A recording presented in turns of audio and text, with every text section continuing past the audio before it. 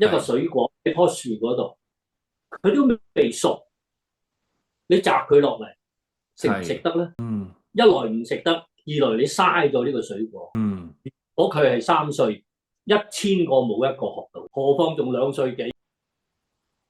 誒，Hello，胡老師你好，Hello，經文，係我哋又見面啦，你好。係啊，你好，誒，今日想同你凍咗，傾下一個情況咧，就係咧好得意，所以想一齊傾下、分享下，就係咧話説早兩嗯，日咧，咁啊有個家長嚟同我講話，想我哋教佢珠心算啦。咁啊，係，咁我又秉承翻你嘅傳統咧，就每個家長都見一見先，叫小朋友又見一見，咁啊睇下將來大家合作係點樣，因為即係一個頂嚟噶嘛，咁啊缺一不可嘅，係，係嘛？咁啊大係，家合作到，咁咪小朋友上咯；合作唔到就可能第時緣分再到先至再傾啦，係嘛？係，咁啊個家長其實幾好傾嘅，個家長幾好係，傾嘅，咁啊佢個係，小朋友就5歲。咁我係，心諗啊，5歲都係一個合適嘅年齡啦。咁我家長好有嗯嗯，心機啊，咁好想栽培小朋友。咁啊，席間佢同我講話，其實之前咧暑假嗰陣都學咗10堂嘅珠心算啦。咁我心諗10堂即係我哋嘅一期啦，最少都識進退位啦，係咪？最係，基本啦，係嘛？咁嗯嗯，啊咁啊，同個小朋友就拎個算盤俾佢睇玩下啦。咁啊，一嗯開始我都諗住輕鬆啲，唔好叫佢撥珠住，驚嚇親佢啊嘛，第一次見。嗯嗯咁嗯，我就見到小朋友啊，你5歲咯喎，咁我知你學咗10堂，咁我撥個珠撥個八俾你睇，咁啊，我話咁呢個係，係幾多？你不如講我聽啦，咁樣，佢話係4喎，我就嚇咗一跳啦。咁我再撥多次，我清咗盤就再撥，咁我真係撥翻個四，即係下邊撥個4粒俾佢，真係4啦今次。我咁呢個係咩咧？我呢個又係4喎。哦，咁頭先嗰個又係4，呢個係4，分別係咩？佢冇分別啊，都係4粒啫嘛，咁樣學咗10堂啊。嗱，當時佢撥俾你睇咧，有冇係你理解到佢嗰個究竟係個位啊，抑或係10位？佢知唔知呢一樣嘢先？未知，我未知，即係我都未去到呢度。即係我叫佢試下隨便喺個算盤度喐下隻手俾我睇啦，冇定噶，佢中意撥下呢行，中意撥下嗰行咁樣噶。係10堂喎學咗。喺我哋嗰度教第一堂嘅上半部分已經學識呢樣。係啊，係啊，唉，所以今日就係其實喺想係啊，其實喺過程裏邊咧，係就算我嗰時係教嗰段期間，坊間呢啲咁嘅情況咧，屢見不鮮。嗯，係啊，當所以時我係所以當時，其實今次你講。當時我俾一個名詞咧，坊間呢啲叫毒瘤嘅瘤，或者係係腦子。係，咁啊，其實呢啲情況咧，好多時就係過往咧嗰個需求問題形成。嗯，明白，點解會咁咧？咁啊，一開始嘅時間，咁當時你做你都知啦，就係嗰個嚟報讀我嘅課程咧，就嘅人數真係好多。咁啊，一就係自己喺香港開始搞呢一樣，其實都唔係開始噶啦，呢個情況都2、3年之後，嗰個人嗯數一路多，咁市場就開始注意到呢一樣，甚嗯至乎喺嗯，咁媒體嘅反應就比較嗰個觸覺比較敏鋭一啲啦。咁啊，係媒體嚟嘅。咁當時你記得有邊幾個媒體嚟啊？你印好多。象中，我報讀即係我讀緊嗰陣就 Form 1讀嗰陣係第一次見媒體就 BBC。哦，我嗰陣係見到哇，心諗做咩有個鬼佬喺隔離房嘅咧？我以為你做咩事，後尾先知原來係 BBC。跟住之後就到阿廖啟智先生啦，佢嗰陣應係該係代表無線，可能係城市追擊啊，或者大手城市追擊嗰個嗰啲片段。之前就係睇真啲啊、係啦，電啊嗰啲都有啊，報紙啊。嗱，咁嗯，啊，首先一樣咧，喺我個角度同埋我所知，最初期媒體嚟嗰段期間咧，你知唔知佢嘅動機係乜嘢？媒體嘅動機媒體動機佢係想踢爆你嘅，應該佢因為唔信呢樣嘢啊嘛。因為媒體係屬於一種叫監察性嘅，即係喺係，個社會嘅過程裏邊，媒體有一個監察性嘅作用。咁嗯，啊，最初期咧，BBC 嚟英國嗰個 BBC 嚟訪問我，我都覺得出奇，點解會訪問我嘅咧？咁佢話啊，我好想Simon Wu 好想睇下你啲學生嗰個能力，因為喺佢哋知道咧，你啲細路你教出嚟嘅學生，佢計數係好快，甚至話快過計數機添咁樣啊。咁係，佢哋係你知外國人啦，有啲係抱咗一個好大嘅問號啊！喺當時嚟講，廿幾三十年前，咁咁佢就觀察咗個班房，咁我哋上堂啦，咁都係佢哋拍都係拍下你上堂啊，又拍下我喺香港電台嗰度講個課題係點樣啊嘛。香港電台我每個禮拜都有課題喺嗰度講噶嘛。記憶嗰個嗰個係咪你講緊？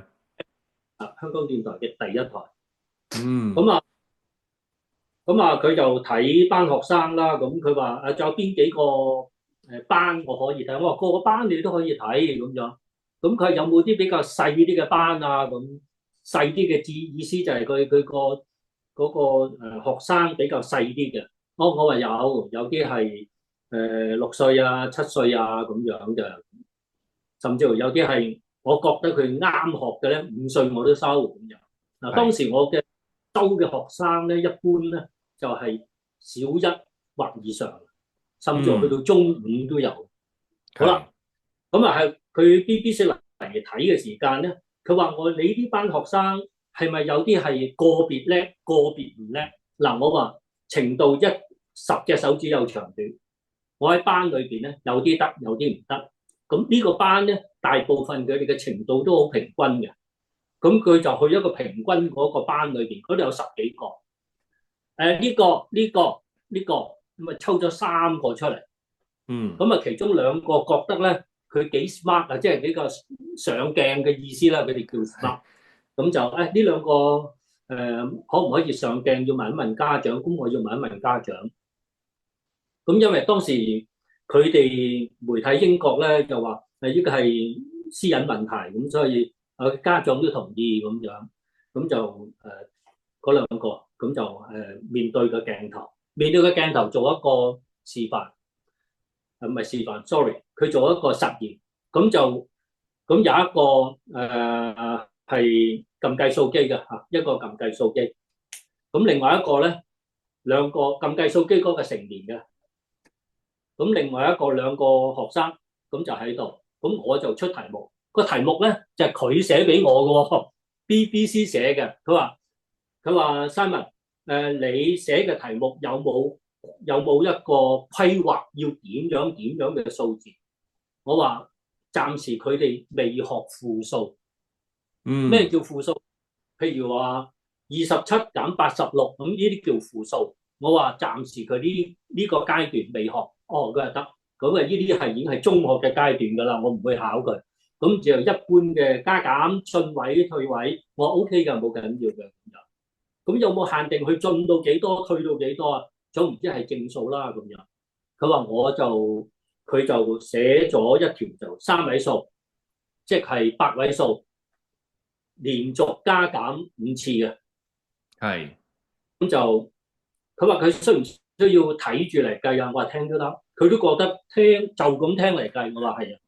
咁我就咪攞住嗰個記者俾我嘅數，咁咪讀咯。咁佢預先佢就篤定個答案，袋喺個袋嗰度嘅。個記者篤喺個袋。咁撳計數機嗰個啦。咁另外2個細路，咁佢喺度讀完，即係睇啦。咁我讀啦。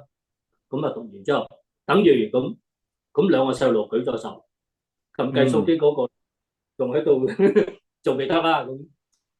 咁佢一睇見，咦，答案啱喎。咁嗯，開始咧就喺嗰個對我嘅態度已經冇懷疑啦。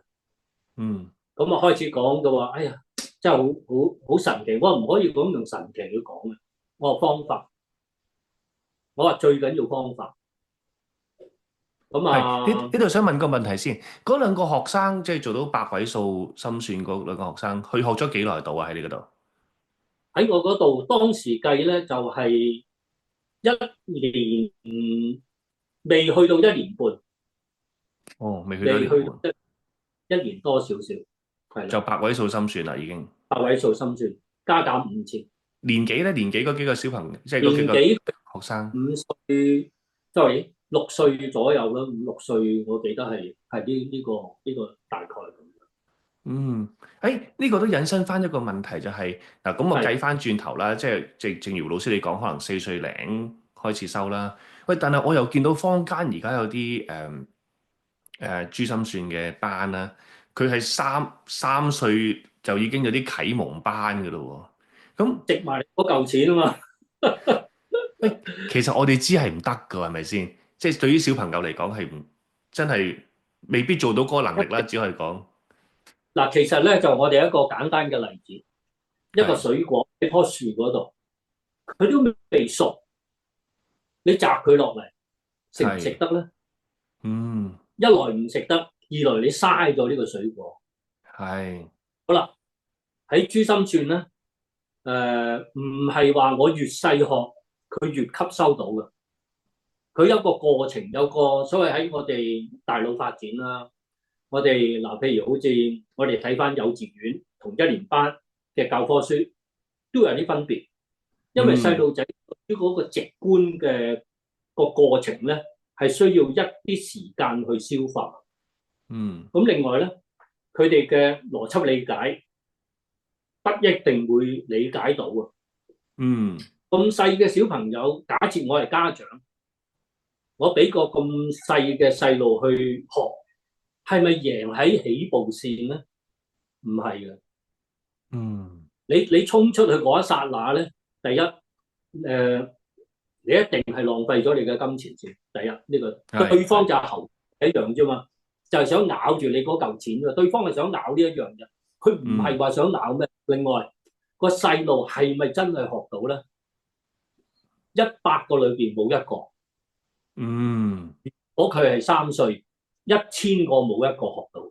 3歲去學，何況仲2歲幾？有啲我見到有啲2歲幾，有啲家長問係啊，當時我未退休，胡成老師，你度收唔收2歲半㗎？我話2歲半，我邊個同你講2歲半可以啊？佢都未戒奶喎，講真嚇，係喎去廁所係就拖住佢喎。佢話唔係，有啲中心啊會教到啊。我話你去嗰度俾佢教咯。我話第一你要準備呢嚿錢，你係白費嘅。第二，你個細路入咗去之後係上錯車，佢將來會逃數學。係我唔好聽呢啲人講啊，佢哋係好用心去乜嘢咧？揾錢，佢唔係好用心去教。咁當時教嘅時間，我自己教啦。其實點解會有咁劣，所謂叫咁差嘅導師會出到嚟咧？其實都係一個風氣形成咗走出嚟。啊！呢個我又想分享一個故事先，關於個即係老師嘅經驗啦，只可以咁講。又係另一個學生，佢就係呢個真係要胡老師你去講先，因為你係第一個將珠算引入香港啦。咁啊，當時冇人教，咁之後就好多人教。我今天見到有啲學生啊，個家長同我講話呢個就大概2個月前，個家長就係不嬲都係揾，即係又係好想培養小朋友啦。其實啲家長就好俾心機去想自己食小朋友成才，好心做壞事。好心做壞事。咁啊叫咗個珠算老師上嚟，咁啊教呢嗯1對1，咁啊500蚊個鐘㗎。佢同我講五百蚊一個鐘啊。嗯跟住之後就教咗又係學咗成9個月，咁啊嗯嗯跟住去揾我去見啦，就睇下個能力。點知個能力又係不如我哋一期或者係咯1期左右。咁我就問啦，喂佢話冇理由嘅喎。坦白講，如果我哋1對1去教，一定唔會咁嘅，即係你俾心機教唔會咁樣嘅。佢連進退位都好慢嘅，即係撥珠都好慢。跟住我就問佢點樣上堂啦，佢就話：個嗯，老師咪拎本練習，坐喺佢隔離就睇住佢自己望住你我幫你撥珠咯。哦，係啊，我幫你對下。好，咁個先生出現咗之後咧，個學生就坐喺度啦，擺個算盤叫學生啊，跟住佢就派張紙或者派本簿。係啊，你係做呢一頁，呢一頁咧有邊啲要注意㗎？嗱，呢個咁做，呢個咁做，呢個咁做，好啦，跟住學生咪做咯。咁個老師就點啦？啊，做咗未啊？嗱，計緊時間㗎，同你計緊時間啦。好啦，我做完收，啱啱剔剔剔，錯錯剔剔剔，咁一堂真係一模一樣，冇意思嘅。嗱，手指會錯晒，姿按勢又錯算同晒啊！唔算有分別，加上呢啲咧，究竟嚟教嗰個，所謂嚟教嗰個，佢根本就派張紙收張紙，你揾個清潔工人阿姨都做到嘅。好唉，啦，嗱，我講翻點解會有呢啲咁嘅風氣形成到而家都有嘅咧？喺嗰陣時咧，咁啊老實講，嗰時我嗰個學生真係好多，咁人哋睇咧，哇！你咁多學生，你教唔教得切啊？嗰時真係接近2000個，一個月我要消化2000個學生，每個禮拜要消化二千個咁去做。但係你好啦，嗰陣一個禮拜開2日嘅啫喎，開2日嘅，禮拜六、禮拜日，一至係，五我唔好啦。咁啊，當時咧就啲人睇，哇！呢個市場好好喎，咁好老實講，鼻屎好食啊，鼻哥窿都挖穿啦，挖晒你嗰啲嚟食啦，係咪？好啦。係，咁啊，第一個吸引邊啲所謂叫做營商者啊，唔可以叫魚商啊，魚咪愚蠢個魚，係儒家個儒，即係嗯佢唔屬於魚商，係營商做生意嘅人。佢哋喺邊度嚟咧？台灣嗯，第一批嗰幾間珠算咧，係台灣過嚟，係掛住個傳統好、正統好、乜統好、乜嘢專業好，掛呢啲牌上嚟。佢掛呢啲牌上嚟咧，佢並唔係佢台灣一隊人上嚟教你喎，就係佢嗰個老細玩住個篋一個人上嚟。咁一個人上嚟咧，個篋裝住啲咩咧？咁裝住有啲教科書，即係嗰啲所謂1級、2級，1級係要學呢個，2級學呢一個，跟住一啲 CD 碟。好啦，然之後佢就喺報紙做個廣告啦，咁啊，梗係要知道佢嚟噶啦嘛，係咪？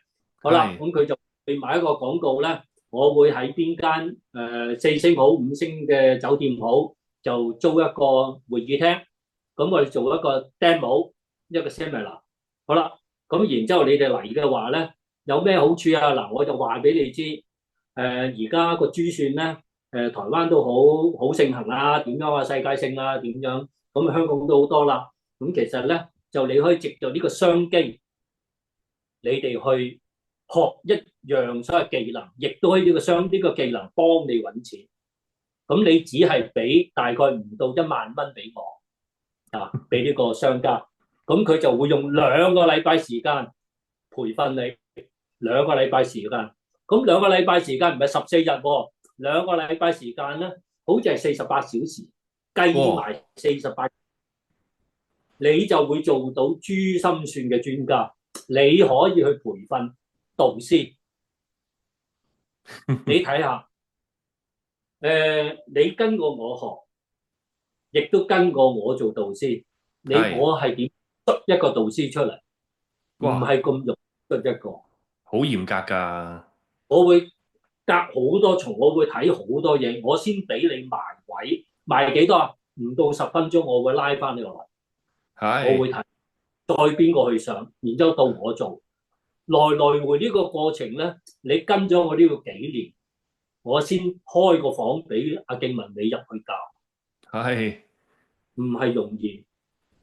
好啦，呢個我分享翻呢個嗰陣係一開始你去培訓導師嗰陣，你好多學生啊嘛，有好多導師，但係個導師正如你所講咧，唔係個個可以埋台嘅。我哋係由吸引仔開始，吸手冊啊，係啊，吸手冊喺點喺出邊，去洗手間啊？係吸手冊，係啊，跟住之後咧，唉、做到好似即係唔會俾啲小朋友，即係我哋控制到啲小朋友啦，就去埋台剔下名，管下秩嗯，序。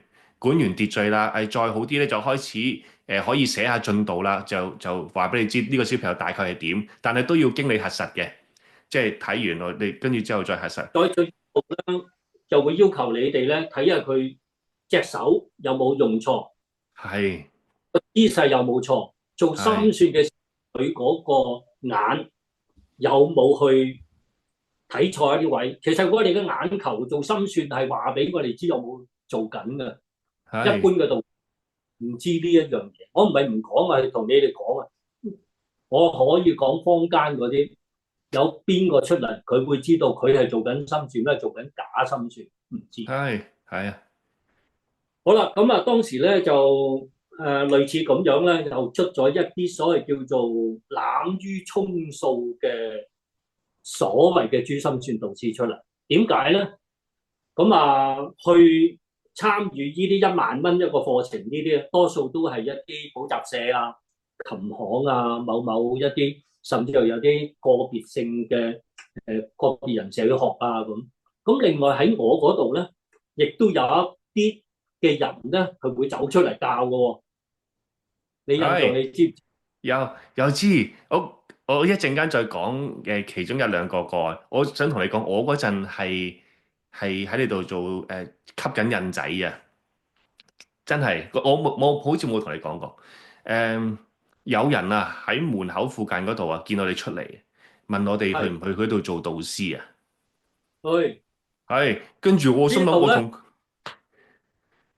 呢度咧同你講一講啦。曾經你嘅同事啊，比你早3個月，即係跟咗我半年到嘅，就俾嗰啲嘅撩咗出去。我俾你喺我嗰度做個主任培訓導師，人工啊多過成呢度2倍嘅。你只要將教嘅嘢你話晒俾我知就得噶啦。嗰陣有啊，多的是啊，唔止一個。我接到風嘅咧都幾個。咁另外有啲家長咧，就擺啲小朋友入嚟咧。咁當時啲小朋友比較大啦，即係有啲係6年班啊、5年班啊、中一，你都中1、2忽嚟到啦咁。有啲中啊，有啲中5都有噶嘛。好啦，放咗學咧就熬嘅細路，今日教你乜嘢？帶錄音機都有啊。有啲我見過。有一個咧，有個同學我都唔想係即係乜嘢啦，佢擺個錄音機撳喎。我話收埋佢啦。咁我對住個錄音機咧，佢仲錄緊噶。我唔需要錄噶啦。你有咩唔明，家長你有咩唔明嘅，翻過嚟問我啦。小朋友，你撳熄個錄音機啦。嗱，第二次唔准帶錄音機嚟噶，多的是噶。喺戲院嗰度啊嘛，戲院嗰度，我哋熄咗燈做心算，突然間有盞燈着咗，我記得。哇！你個細路喺度讀精英班，我問你喺邊度學？你個細路得咁好，你叫我隨便揾一間，我就隨便揾一間嚟跟阿胡老師考。胡老師話佢基礎班嘅能力都冇。